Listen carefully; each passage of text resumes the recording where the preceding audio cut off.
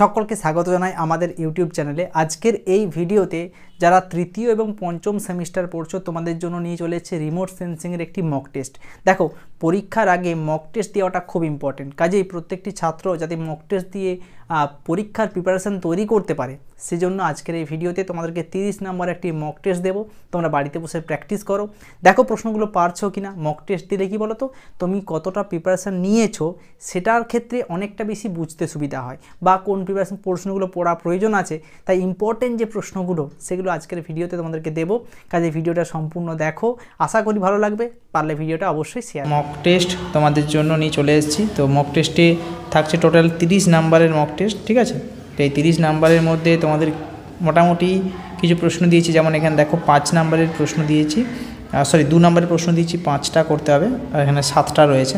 Define sensor, what is band, what is raster data, what do you mean by GPS, what is FCC, what is GNSS and what is TM, এগুলো পড়বে। আচ্ছা, 4টে প্রশ্ন দিয়েছি দেখো এখানে 5 number করে। Distinguish between active and passive sensor, discuss the application of GIS in fishing and water resource management, discuss the different types of resolution, discuss the component of GRS, difference between air photo and satellite image, discuss the different application of GPS, distinguish between spatial and non-spatial data। এগুলো ছিল total 7টা প্রশ্ন, তার মধ্যে 5টা করতে হবে। তোমরা ভালো করে প্র্যাকটিস করো প্রশ্নগুলো।